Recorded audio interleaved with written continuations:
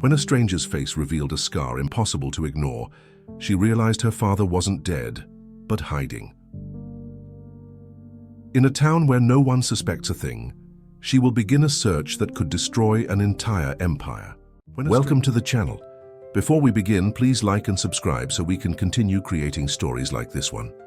Since the sudden absence of Arthur Morgan, the grand estate Paradise Valley in Kentucky seemed shrouded in perpetual gloom, even during the sunniest mornings.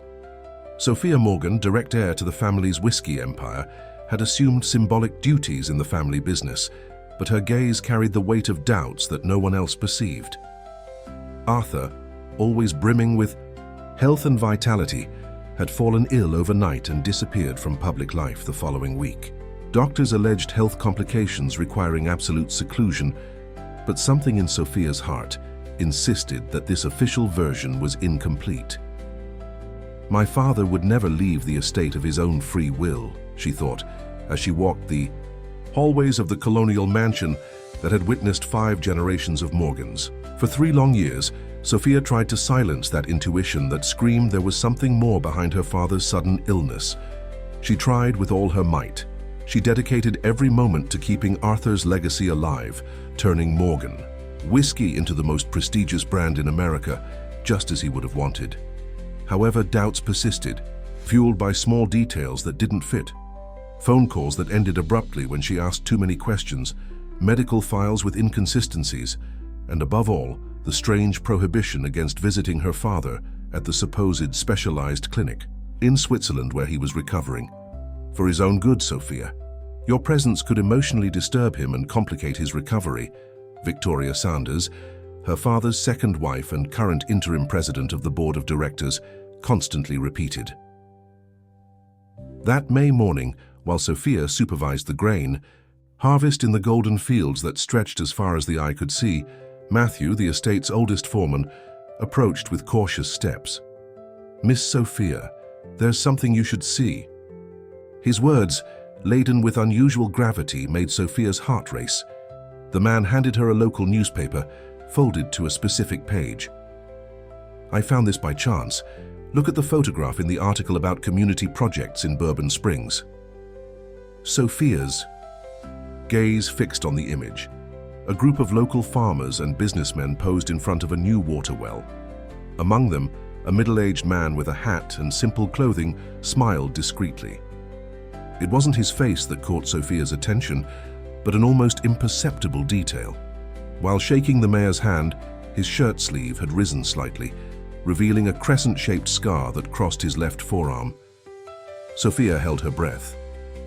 That mark was unmistakable, identical to the one her father had carried since his youth, the result of an accident during distillation when he was just an apprentice. Not only was it the same curved pattern, but it had the same whitish texture in the center, and, most revealing, a small additional mark next to it, a consequence of a burn from an ember during a night of celebration after the first successful export to Europe more than 2 decades ago.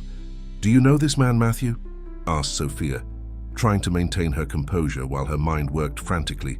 "He goes by Ernest Vega, arrived in Bourbon Springs about 3 years ago, works as an agricultural advisor for small producers.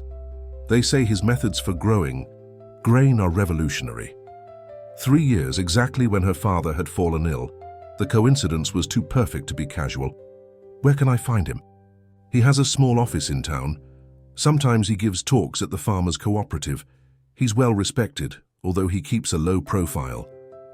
Sophia nodded, thanking Matthew with a gesture.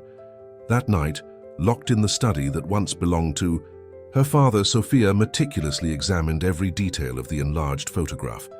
The more she observed, the more coincidences she found. The way the man stood, with his weight slightly shifted to the right, just like her father.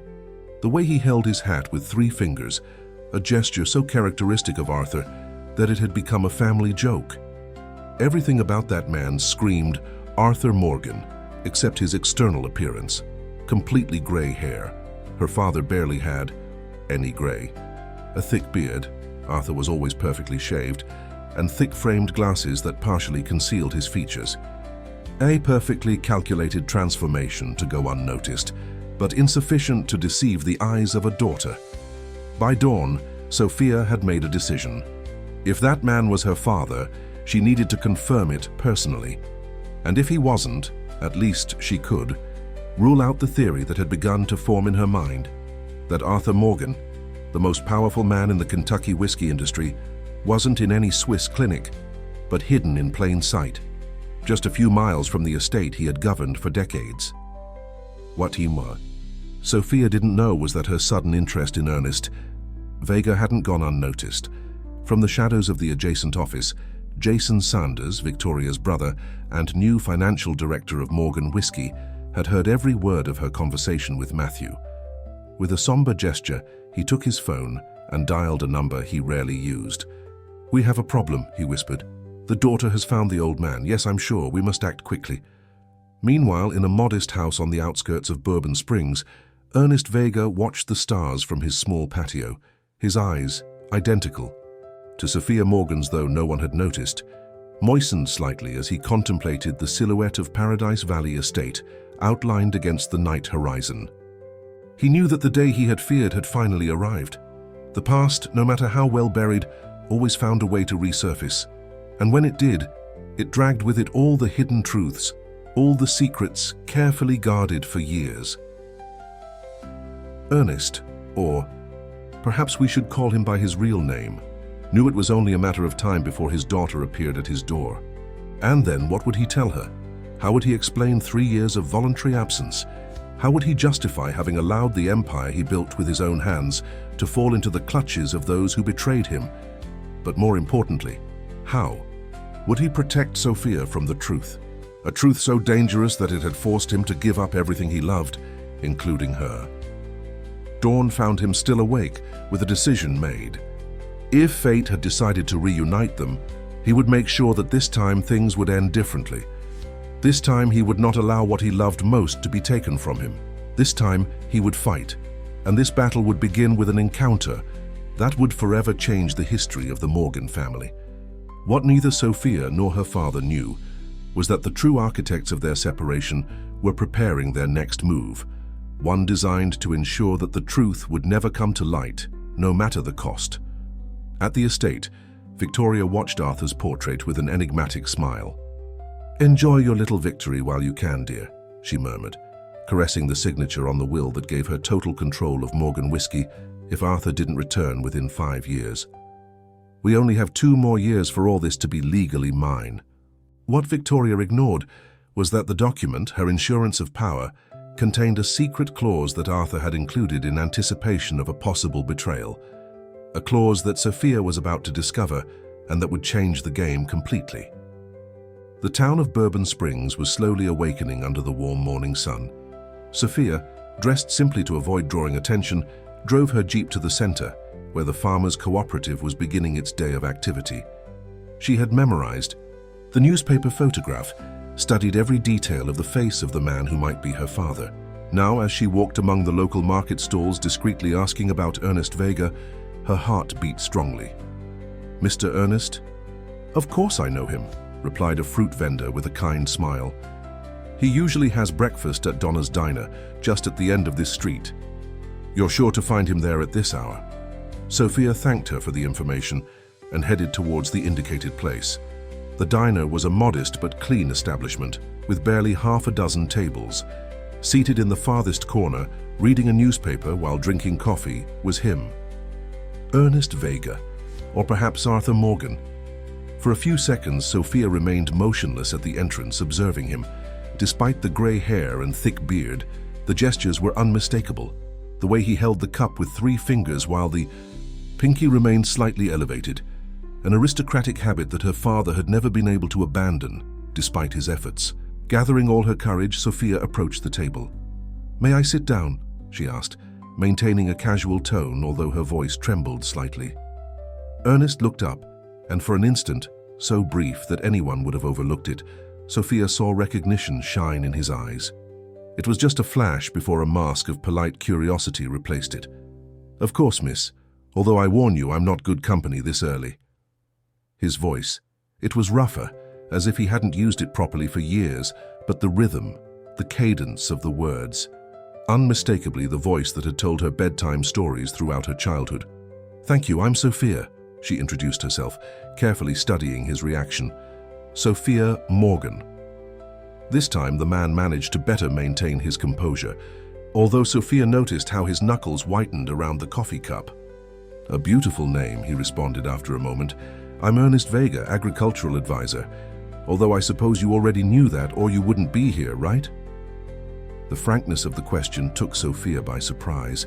She had expected evasiveness, perhaps even rejection, but not this strange mixture of resignation and defiance. I've heard that your methods for growing grain are revolutionary, she responded, choosing to play along. And it turns out I run a whiskey company that could benefit from your experience. Morgan Whiskey, he said, not as a question but as a statement. I know it well. Your father built an admirable empire. The way he pronounced the word father contained a world of emotions that Sophia couldn't completely decipher. Did you know my father? She asked directly, feeling there was no point in prolonging this dance of words. Ernest looked at her for a long time, as if evaluating how much he could reveal. Finally, he slowly rolled up his sleeve, exposing the crescent-shaped scar. I knew him better than anyone, he answered quietly. Sophia held her breath. Seeing it like this, in broad daylight, eliminated any doubt. It was identical, every curve, every nuance of the regenerated skin. Without thinking, she extended her hand to touch it, but stopped halfway.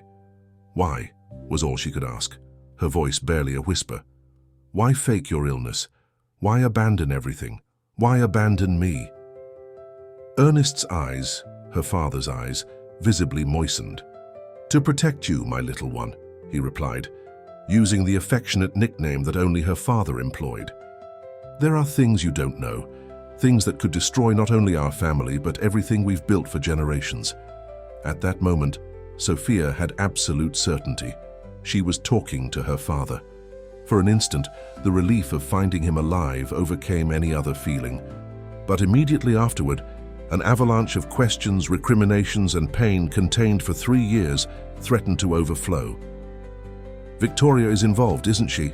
She asked, remembering her stepmother's insistence on keeping her away from the supposed clinic in Switzerland.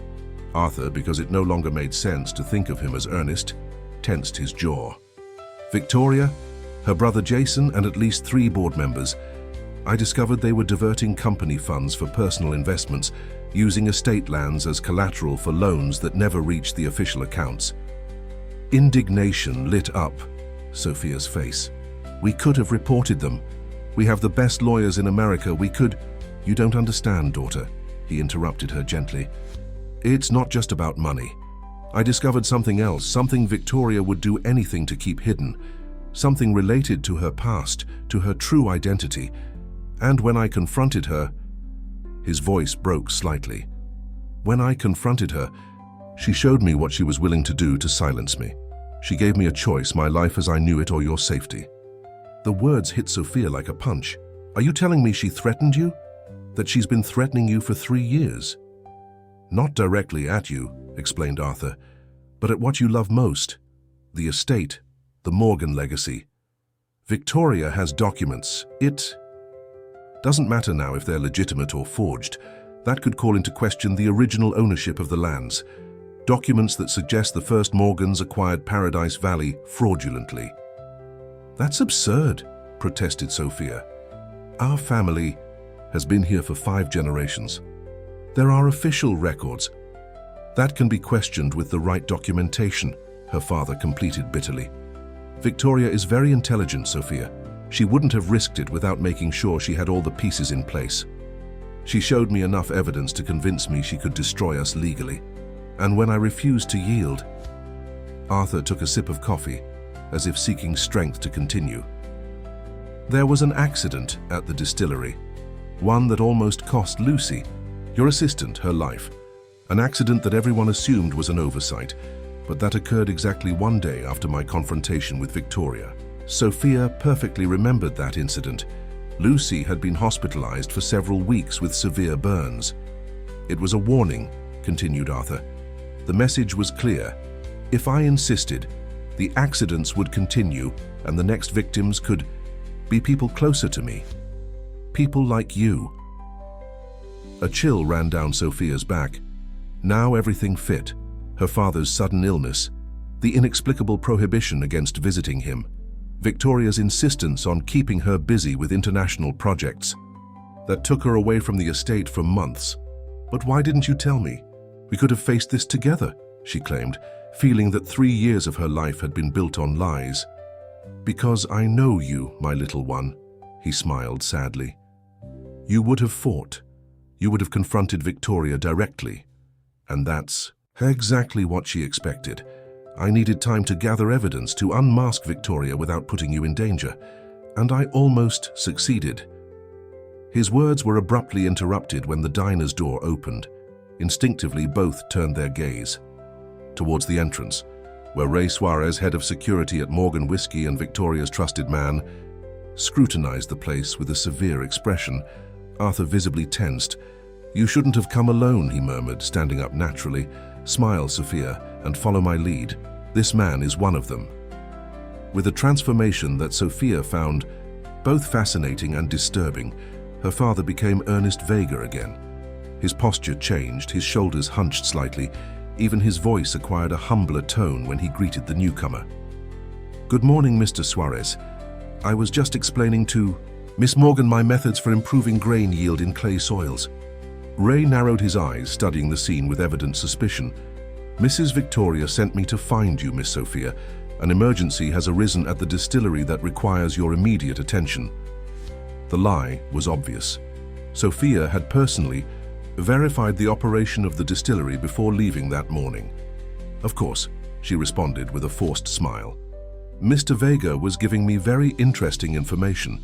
In fact, I was thinking of hiring him as an advisor for our northern fields." The look of panic that fleetingly crossed her father's face confirmed that she had made a mistake. Ray, too perceptive for her liking, caught the tension between them. "Interesting proposal," commented the security chief with false kindness. "I'm sure Mrs. Victoria would love to meet Mr. Vega personally. Perhaps we could invite him to the estate this very afternoon." Arthur quickly intervened. "I'm afraid that will be impossible. I must travel to Ohio this afternoon for family matters, but I'll be delighted to visit the estate upon my return, perhaps next week." Sophia understood the message. Her father needed time, needed to disappear before Victoria confirmed her suspicions. "I understand," she nodded, trying to convey with her eyes that she had caught his warning. "I'll leave you my card, Mr. Vega. We can resume this conversation when you return from your trip." As they exchanged cards, their fingers briefly brushed. It was a fleeting contact, but loaded with meaning. A father and daughter reconnecting after 3 years of forced separation, aware that Ray's watchful eyes were missing no detail. "It's been a pleasure, Miss Morgan," said Arthur, holding her. "Gaze a second longer than necessary. I assure you this conversation isn't over." Sophia felt the weight of the promise in his words. She nodded slightly before following Ray to the exit. As they walked towards the parked vehicles, Sophia was certain that she had just initiated a dangerous chess game against Victoria Sanders, a game in which the pieces were already in motion, and where the prize was not only the family business, but the truth about what happened 3 years ago, and most importantly, the possibility of recovering her father and the legacy that had been taken from them. What neither Sophia nor Arthur could imagine was that Victoria had already anticipated this moment. At the estate, while waiting for her stepdaughter's return, the woman held in her hands a folder with documents that would change the course of events. Documents that revealed an even deeper secret, one that not even Arthur knew: the true identity of Sophia Morgan. The return to the estate took place in tense silence. Sophia, her mind still processing the encounter with her father, barely paid attention to the road. Ray, for his part, observed her through the rear-view mirror with a mixture of curiosity and suspicion. "It seems Mr. Vega made quite an impression on you," he finally commented, breaking the silence. "His agricultural methods are innovative," Sophia responded with studied indifference. "Any responsible businesswoman would be interested." "Of course," Ray nodded, not hiding his skepticism, "though I'm surprised by your sudden interest in grain production. Until now, you've delegated that area to Engineer Miller." A good leader should know all aspects of her business, replied Sophia, holding his gaze through the mirror. "Something I learned from my father." The mention of Arthur provoked a barely perceptible reaction in Ray. A slight tightening of his hands on the steering wheel, a brief hesitation before responding. Mr. Arthur was an exceptional man, no doubt. The use of past tense didn't go unnoticed by Sophia. "Is," she corrected firmly. "My father is an exceptional man." Ray didn't respond, merely nodding as he turned the vehicle toward the main entrance of Paradise Valley Estate. The imposing, wrought iron gate opened automatically, revealing the majestic colonial mansion with its rose-colored stone walls and extensive gardens. For any visitor, the property represented the culmination of the Morgans' success. 5 generations dedicated to perfecting the art of whiskey. For Sophia, however, at that moment it represented a fortress taken by the enemy. Victoria Sanders waited on the main terrace, dressed in an elegant turquoise dress that contrasted with her impeccably styled copper hair. At 50, she maintained the beauty that had captivated Arthur after Sophia's mother's premature departure. "Darling, at last you arrive," she exclaimed with fake concern. "I was so anxious. You disappeared without telling anyone."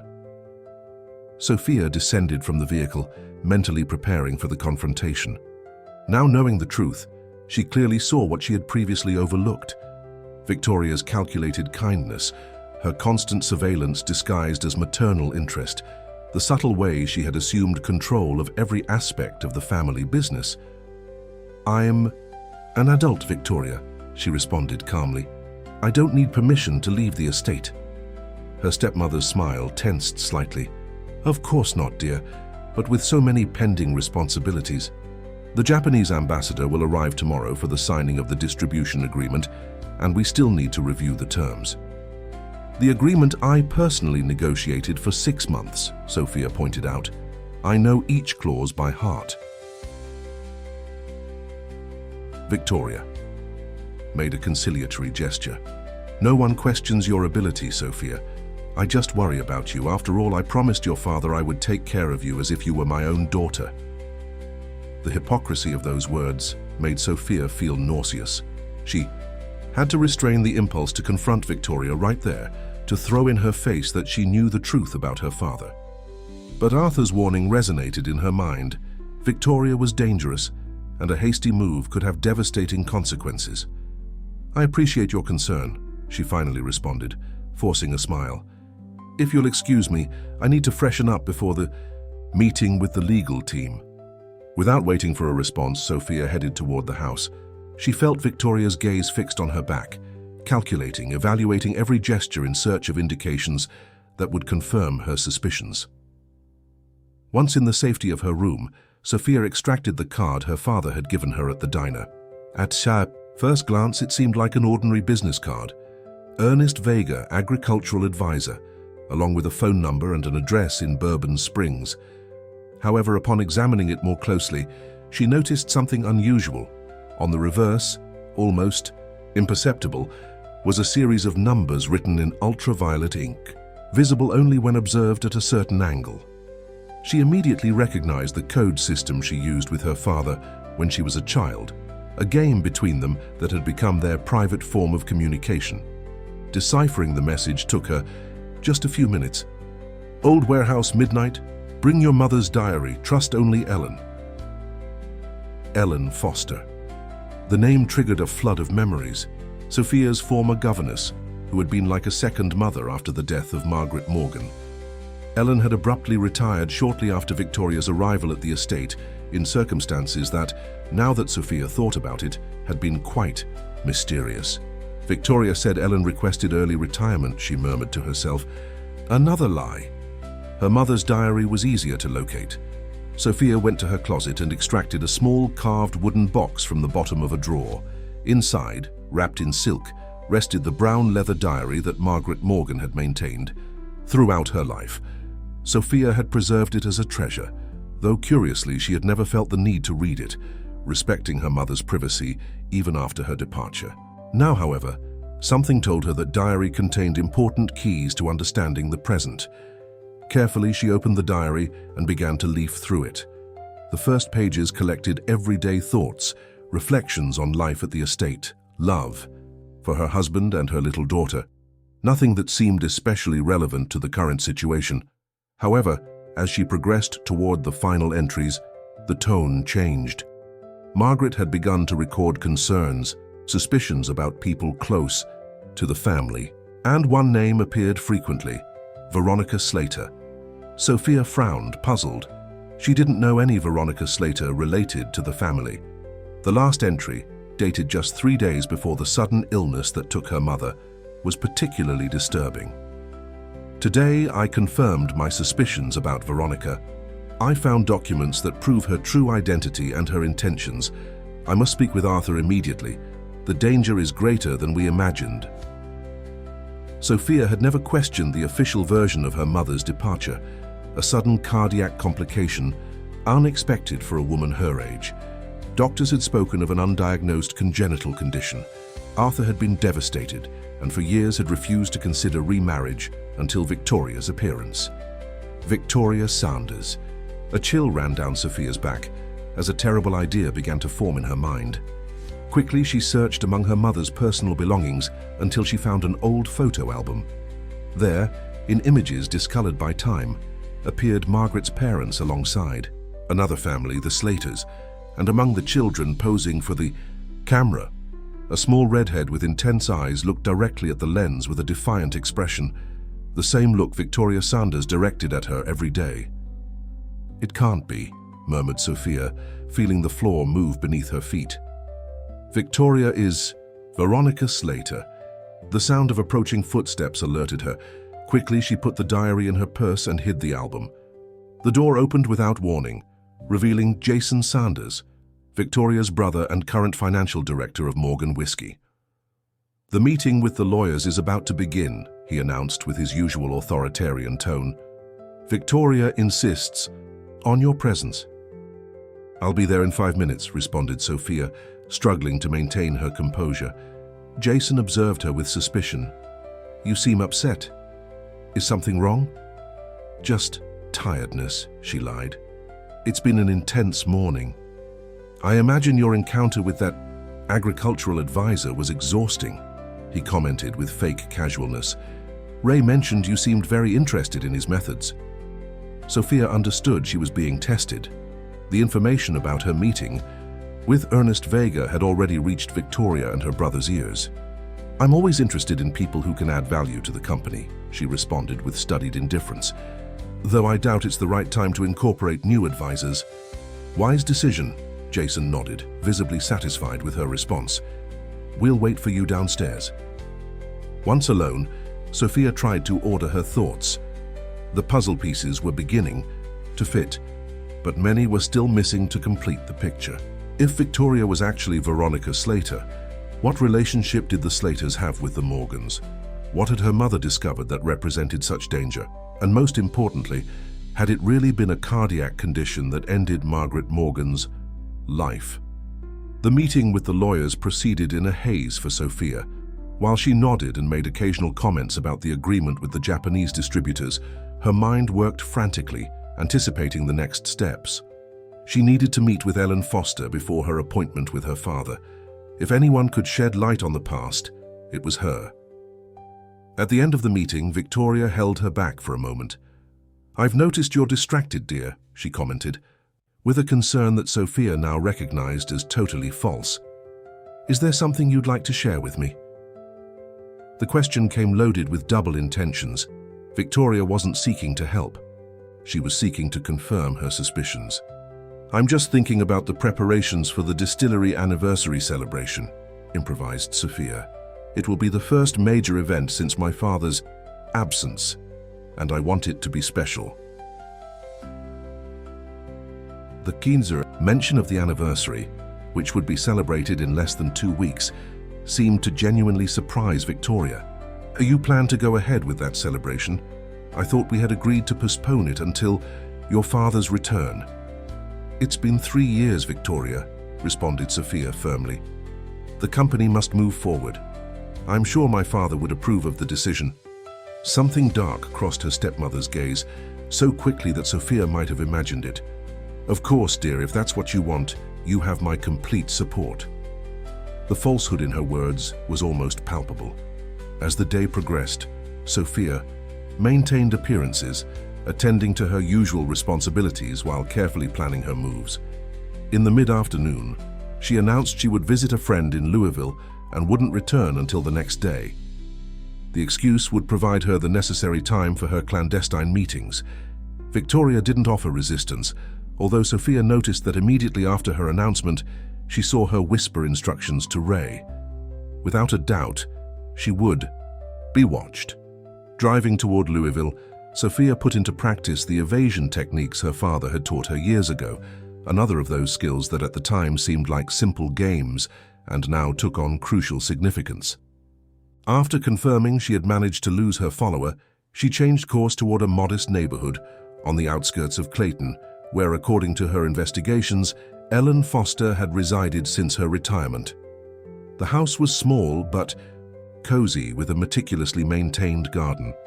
When the door opened, Sophia found herself facing a woman in her 60s, whose face lit up with surprise and emotion upon recognizing her.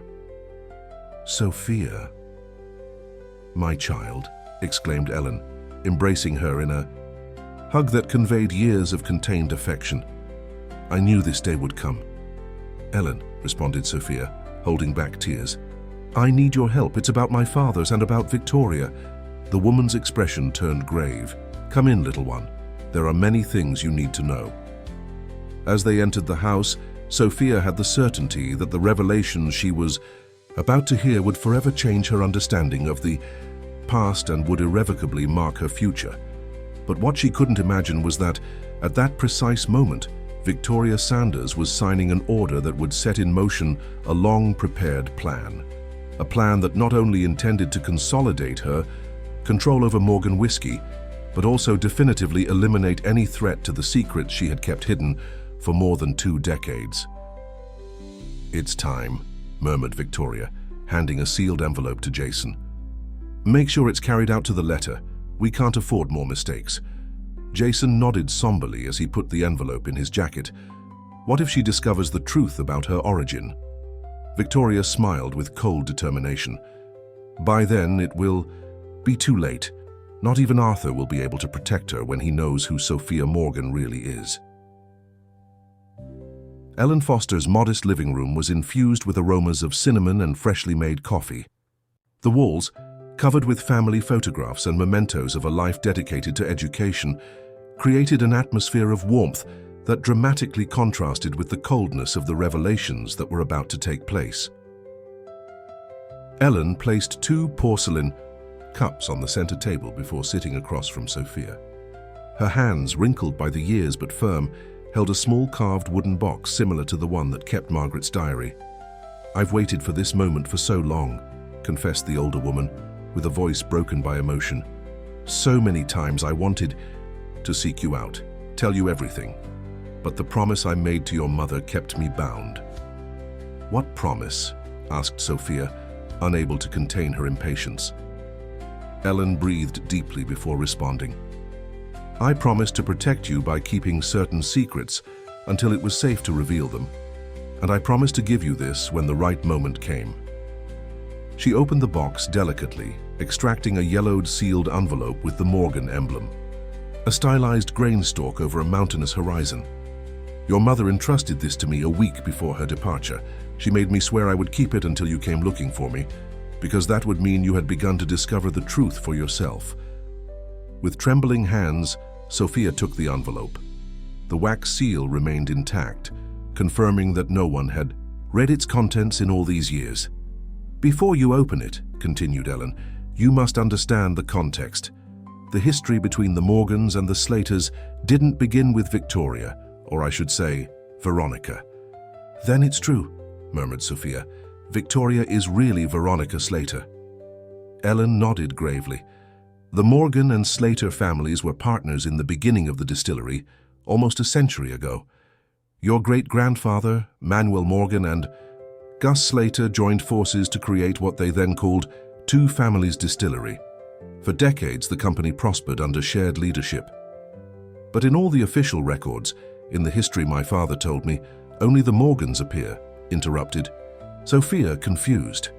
Because that's how the official story ended, explained Ellen.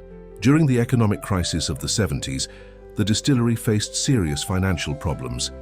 Your grandfather, Frank Morgan, proposed a desperate solution: sell part of the lands to save the company. The Slaters strongly opposed, arguing that those lands had been in both families for generations and that they should seek other alternatives. The old woman paused, as if what she was about to reveal weighed on her deeply. What happened next has been carefully erased from the family. Records. Frank Morgan forged documents to acquire the Slaters' share at a ridiculous price, taking advantage of an ambiguous legal clause in the original contract. He practically stole half of the company from his partners. Sophia felt the ground moving beneath her feet. The empire she so admired, the family legacy she had always been proud of, was built on betrayal. The Slaters fought in the courts for years, continued Ellen, but Frank had been meticulous. The document seemed legitimate, and by the time it could be proven otherwise, the legal deadlines would have expired. The Slaters lost everything: their share in the distillery, their social prestige, even their house in Bourbon Springs. Gus Slater couldn't bear the humiliation and ended his days sunk in alcohol and bitterness. And Veronica Slater is Gus's granddaughter. She grew up hearing stories about how the Morgans had destroyed her family. Her father, Richard Slater, dedicated his life to trying to prove the fraud, but died without achieving it. Veronica swore to continue his mission. Sophia was beginning to understand the complete picture. That's why she approached my father. That's why she married him. It was all part of a revenge plan. At first, yes, nodded Ellen. Victoria, or Veronica, completely reinvented herself. She changed her name, her appearance, even studied your father's tastes and preferences to become the perfect woman for him. She married Arthur with a single purpose: to destroy the Morgans from within. But that doesn't explain what happened to my mother, pointed out Sophia. My father didn't meet Victoria until years after my mother's departure. Ellen's gaze darkened. That's the part of the story your mother discovered, the truth that put her in danger. Veronica Slater didn't enter your father's life by chance after Margaret's departure. She was already involved with the family long before. With delicacy, Ellen took the diary that Sophia had brought with her. Have you read the last entries carefully? Your mother mentions having found documents about Veronica's true identity. What she doesn't explicitly mention, for fear that someone else might read the diary, is what else she discovered. Sophia opened the envelope her mother had left her. Inside, she found several old documents, newspaper clippings, medical reports, and a handwritten letter addressed to her. The elegant and firm calligraphy of Margaret Morgan caused a knot in her throat. My dear Sophia, the letter began, if you're reading this, it means you've begun to question the official version about our family. The truth is painful but necessary. I've discovered that Veronica Slater has been working as an administrative assistant at Morgan Whiskey under the name of Laura Miller for the past 3 years. From that position, she has had access to confidential documents, has manipulated financial reports, and, most alarmingly, has been introducing small amounts of toxic substances into my blood, pressure medications. Sophia felt short of breath. It can't be, she whispered, horrified. My mother didn't fall ill naturally. She was gradually poisoned by Victoria. Your mother began to suspect when her symptoms worsened despite strictly following her treatment, explained Ellen. She secretly changed her medications, keeping samples of the originals. The analyses she had conducted confirmed her suspicions, as you can see in those reports. The medical documents supported the terrible accusation. Margaret had meticulously documented the process, gathering evidence that demonstrated the manipulation of her medications and the true identity of Laura Miller. My mother was planning to report Victoria, understood Sophia. That's why she includes copies of all these documents here. She was preparing a case against her. Exactly, nodded Ellen. But Victoria discovered she was being investigated, and she accelerated the process. The last phrase hung in the air, with all its terrible implicit meaning. Sophia continued reading her mother's letter, each word a dagger that deepened wounds she never knew she had. The most painful thing, my Sophia, is that I can't trust anyone within the estate. Veronica's influence has spread like a shadow. She has recruited allies, including Jason, her brother, who has infiltrated the legal department under another name. Her plan is ambitious. She not only seeks to recover what she considers hers, but to completely destroy the Morgans. And the most terrible thing is that she is right in part of her accusations. The fraud your great-grandfather committed was real, and the documents that prove it exist. More painful revelations followed.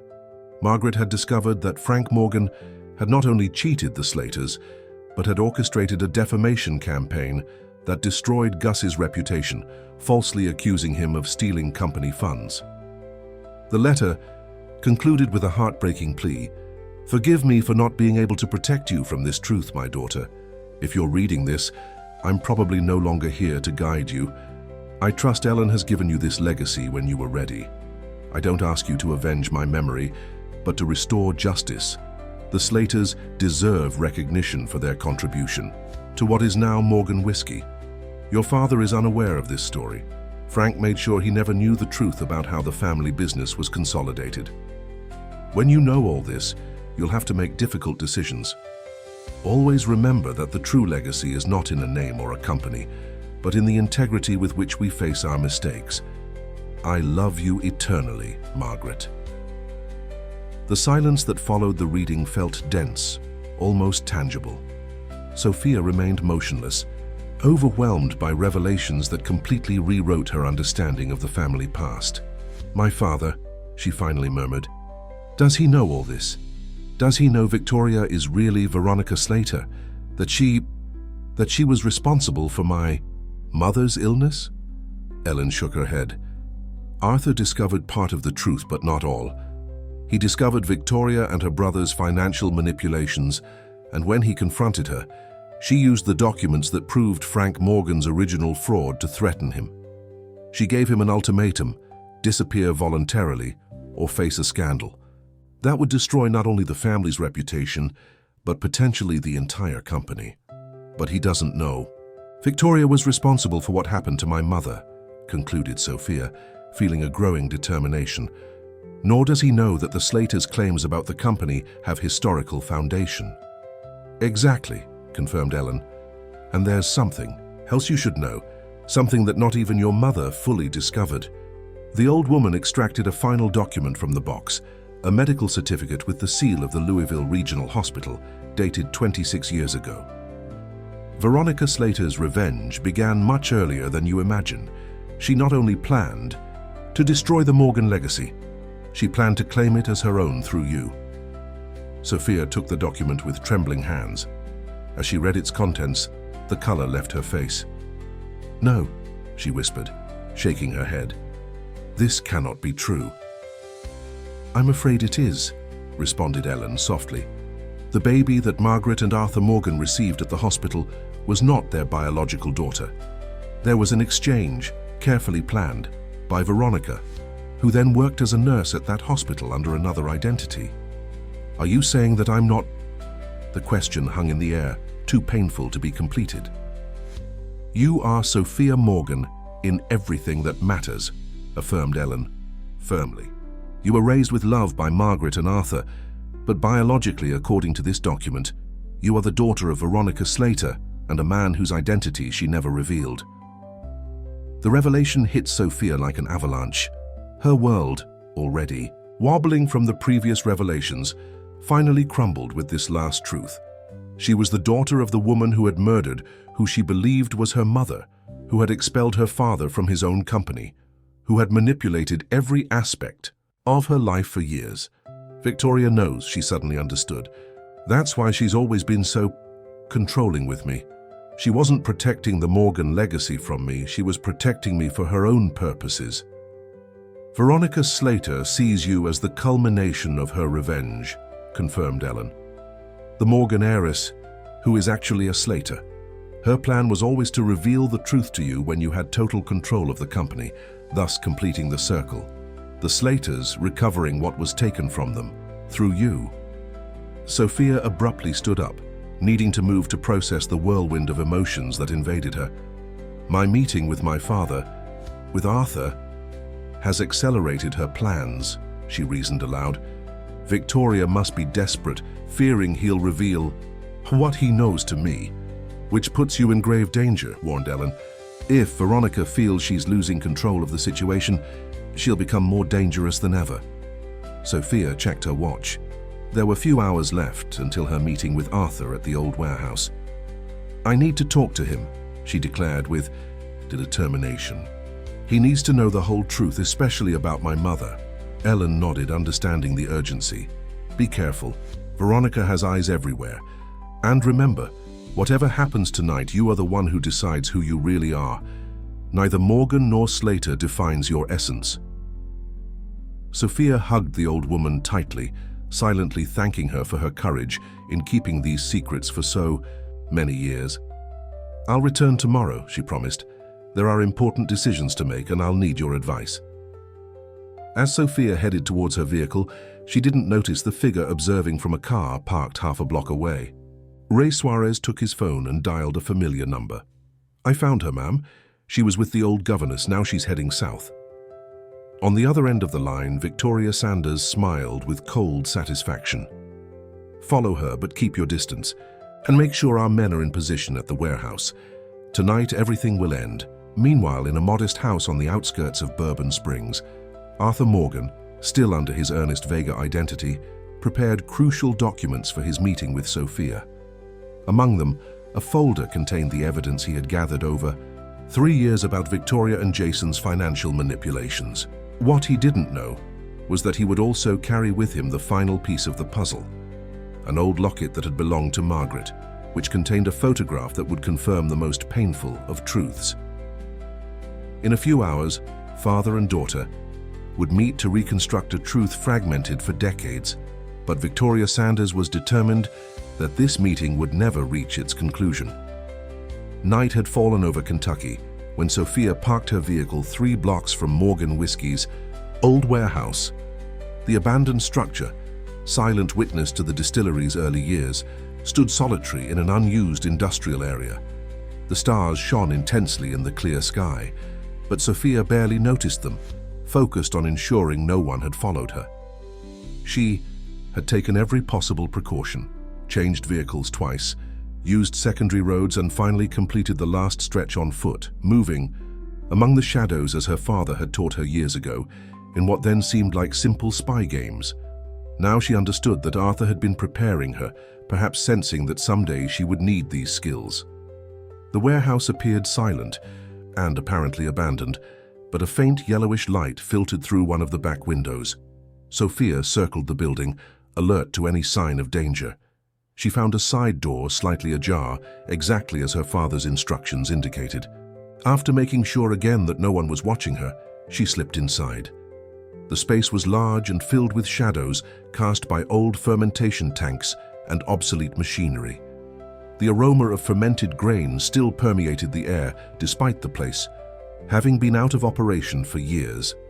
In the center of the warehouse, illuminated by an oil lamp that created a warm circle of light, waited Arthur. Without the beard and glasses that composed his Ernest Vega disguise, his face clearly showed the effects of 3 years of exile. New wrinkles furrowed his forehead, and his gaze, although steady, reflected the weariness of one who has carried painful secrets for too long. "Dad," whispered Sophia, and the word seemed to fill all the space between them. Arthur extended his arms, and she rushed toward him, melting into an embrace that condensed 3 years of absence, of unanswered questions, of shared loneliness. "My child," he murmured against her hair. "How long I've waited for this moment." For a few minutes, neither spoke. The reunion was too intense, too loaded with emotions to be interrupted with words. Finally, it was Sophia who broke the silence. "I know the truth," she said with a broken voice, "about Victoria, about the Slaters, about the fraud my great-grandfather committed." Arthur separated slightly to look into her eyes, surprised. "How?" "Ellen gave me the documents Mom left before her departure," explained Sophia. "And I also..." "Janice," her voice broke momentarily. "I also know that Victoria was responsible for what happened to Mom." Arthur's face visibly paled. His hands, which held Sophia's shoulders, began to tremble. What are you saying? Victoria altered Mom's medications for months, continued Sophia, observing how each word impacted her father like a physical blow. Mom discovered it, gathered evidence, but before she could report her, she didn't need to finish the sentence. Arthur staggered backward, seeking support on an old barrel. His expression reflected horror, disbelief, and finally a rage so deep that it completely transformed his features. All these years, he murmured, more to himself than to Sophia. All these years living with Margaret's murderer, not knowing. My God, I even married her. You couldn't have known, tried to console him Sophia. Victoria had meticulously planned everything. Even her arrival in your life after Mum's departure was part of a larger plan. Arthur nodded slowly, processing the magnitude of the betrayal. I always knew Victoria hid secrets, that there was something calculated in her behavior. But I never imagined, he interrupted himself as if a new thought had crossed his mind. There's something else you're not telling me, isn't there? Sophia breathed deeply. The hardest part was yet to come. There's another truth that Mom never fully discovered, but that Ellen found out years later, she began, carefully choosing her words. A truth about me. With trembling hands, she gave him the medical certificate that Ellen had shown her hours before. Arthur read it in silence, his face passing from confusion to shock and finally to a painful understanding. No, he murmured, shaking his head. This can't be true. The documents seem authentic, responded Sophia softly. Victoria worked at that hospital when I was born. She planned the baby swap as part of her revenge against the Morgans.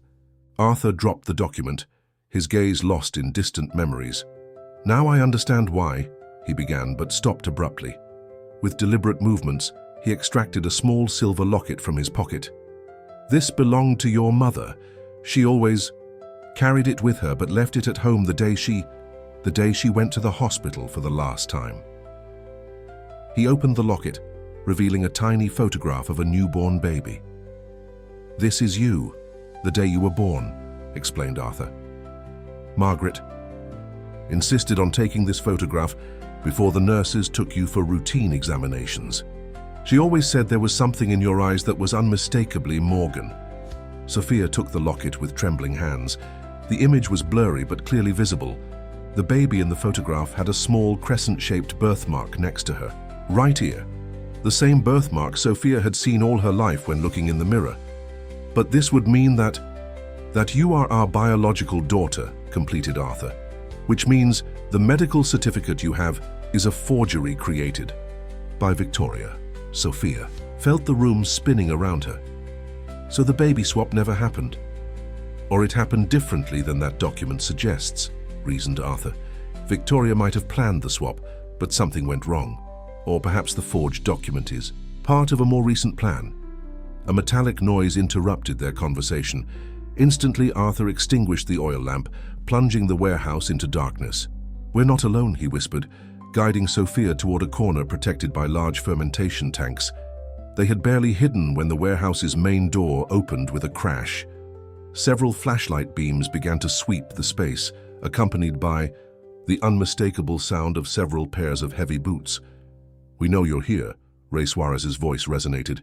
There's no way out, Mr. Arthur. Surrender voluntarily and we guarantee your daughter's safety. The word guarantee was pronounced with a tone that suggested exactly the opposite.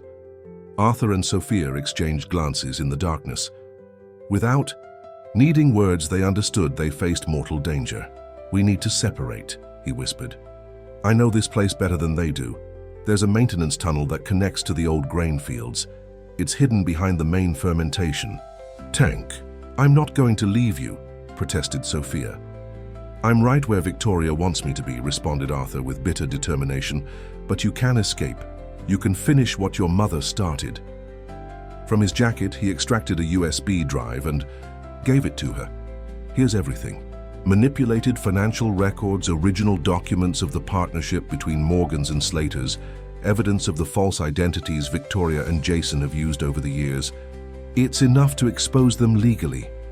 Sophia took the drive, understanding the importance of what she held. It wasn't just information, it was the truth that could restore her family's true legacy. Go, insisted Arthur, as the voices and lights approached. We'll meet at the place where Margaret and I pledged eternal love. You know that place. With a last hurried embrace, father and daughter separated. Sophia silently slipped toward the back of the warehouse, locating the tunnel entrance exactly where her father had indicated. Meanwhile, Arthur advanced in the opposite direction, deliberately making enough noise to attract Ray's men's attention. The plan worked. All the pursuers concentrated in the direction where Arthur had caused the noise, allowing Sophia to slip away undetected. The tunnel was narrow and damp, originally designed to transport water to the grain fields. She advanced crouched, guided by the faint glow of her phone screen, until emerging on the slope of a hill covered with blue grain stalks that shone silver under the moonlight. From that elevated position, she could see the warehouse in the distance and the vehicles parked around it. Her heart momentarily stopped when she distinguished her father's figure being escorted out of the building by Ray and his men. He didn't appear injured, but the situation was grave.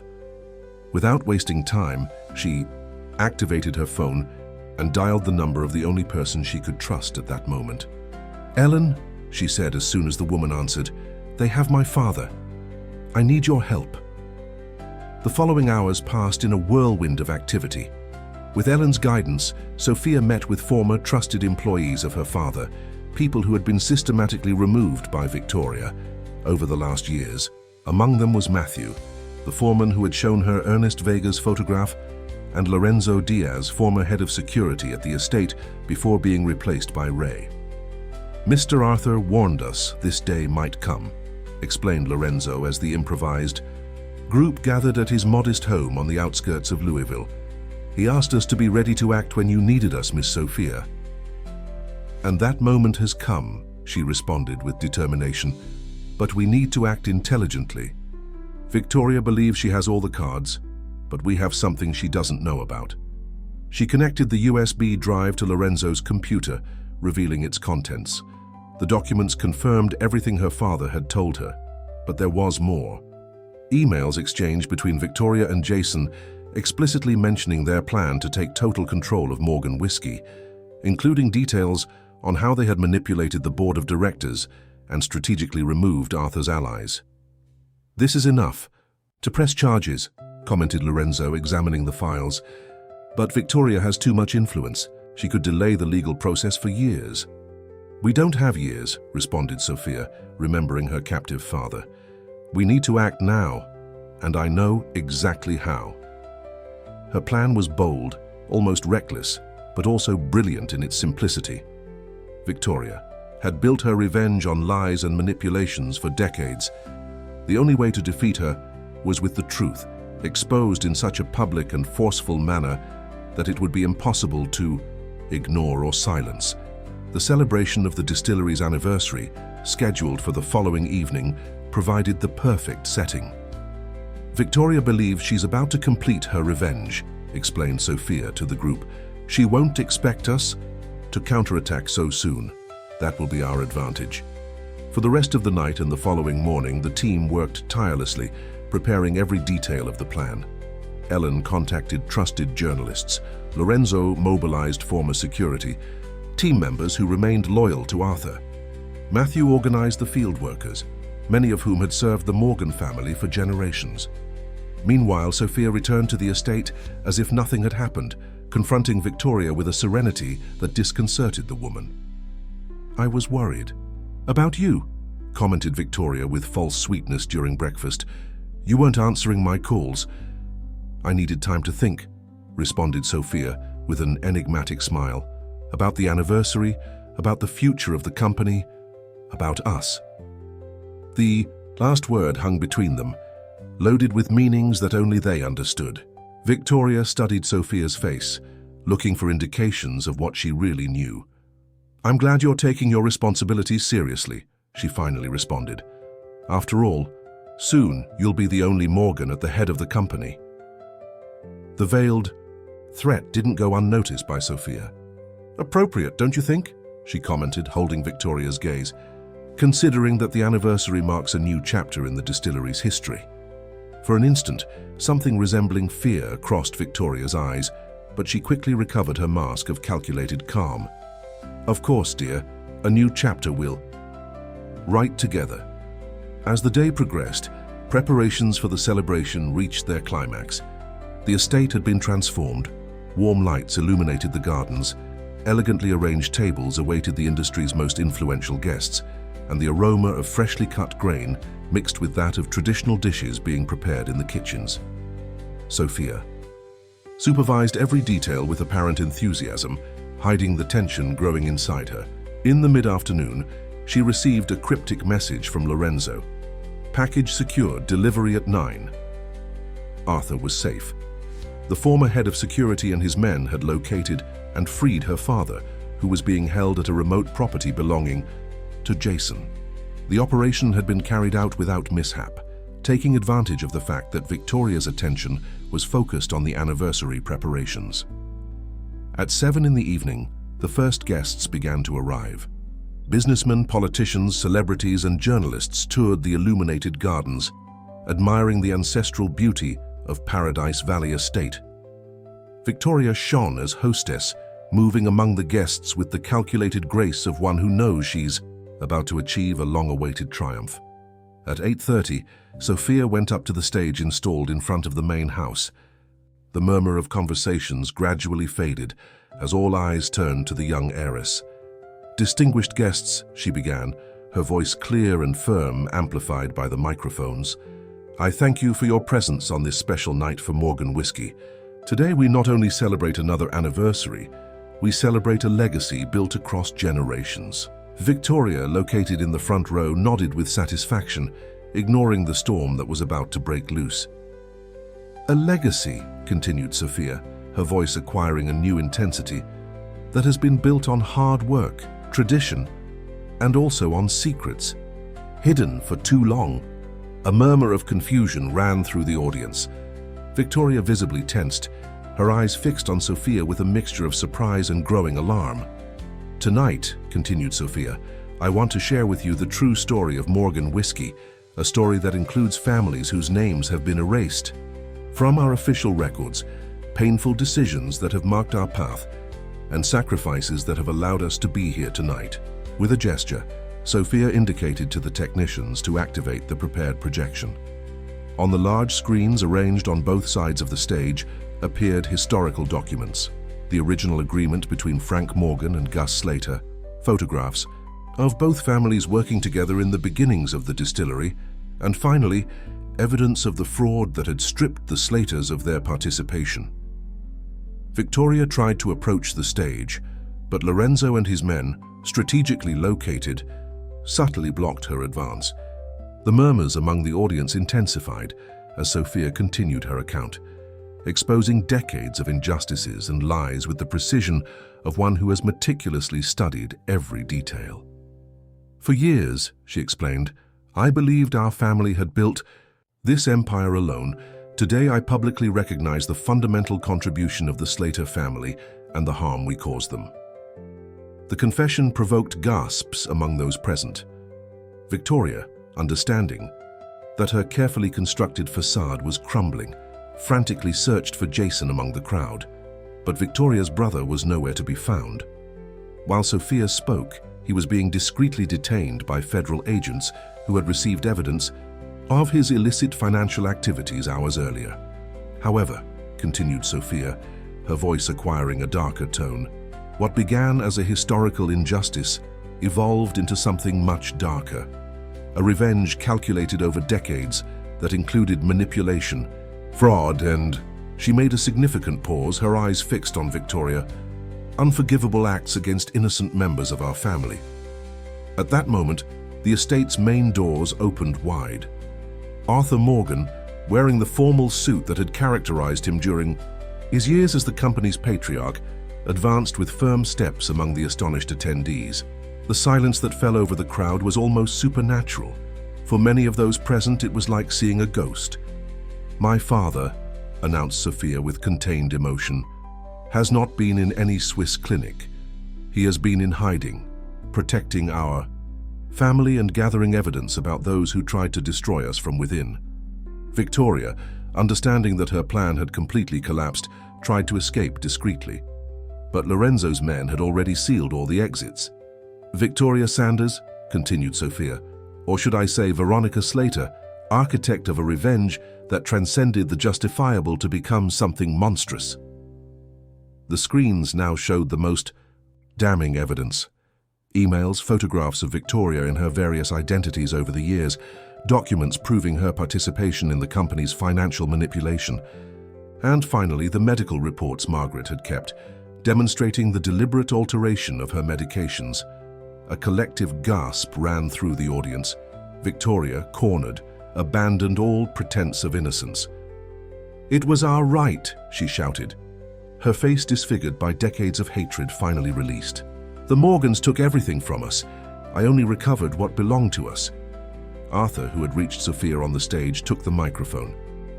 "My grandfather's mistakes were real," he acknowledged with a grave voice, "and as a family we assume that responsibility. But nothing, absolutely nothing, justifies what you did to Margaret, an innocent woman whose only crime was discovering the truth." The cameras of the invited journalists missed no detail. The story unfolding before their eyes was the scandal of the year. One of the most powerful families in America, publicly acknowledging their historical mistakes, while unmasking a conspiracy that had reached the level of murder. "Tonight," declared Sophia with renewed determination, "doesn't mark the end of Morgan Whiskey, but its rebirth. A rebirth based on truth, justice, and the reparation of past mistakes." Looking directly at Victoria, she added, "The Slaters deserve recognition for their contribution, and they will have it. The new structure of Morgan Whiskey will include the name of both families, as it should have been from the beginning. But that recognition will come through justice, not revenge." As Victoria was discreetly escorted out by federal agents who had been previously alerted, Sophia and Arthur remained on stage, together facing the consequences of generations of secrets finally exposed. The anniversary celebration transformed into something different, not a glorification of the past, but a commitment to a future based on truth. While the guests processed the dramatic turn of events, Sophia and her father shared a private moment amid the chaos. "Your mother would be so proud," murmured Arthur, squeezing his daughter's hand. "She always said you were a true Morgan, not by blood but by heart." Sophia smiled, with contained tears in her eyes. "And a true Slater too," she responded. "The best of both families, as it should have always been." In the days and weeks that followed, the story of Morgan Whiskey and Veronica Slater's revenge occupied headlines throughout America.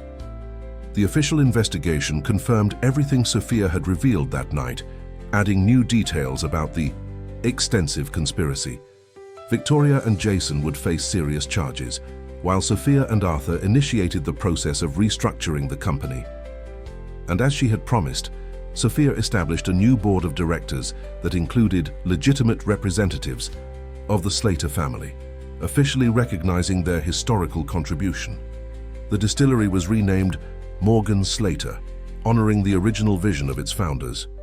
The scandal, far from destroying the company, gave it a new dimension of authenticity that resonated deeply in a country that increasingly valued honesty and historical responsibility. 6 months later, on a quiet autumn afternoon, Sophia and Arthur visited together the place he had mentioned that night in the warehouse, a small chapel atop a hill where decades earlier Arthur and Margaret had pledged eternal love in front of a fiery sunset.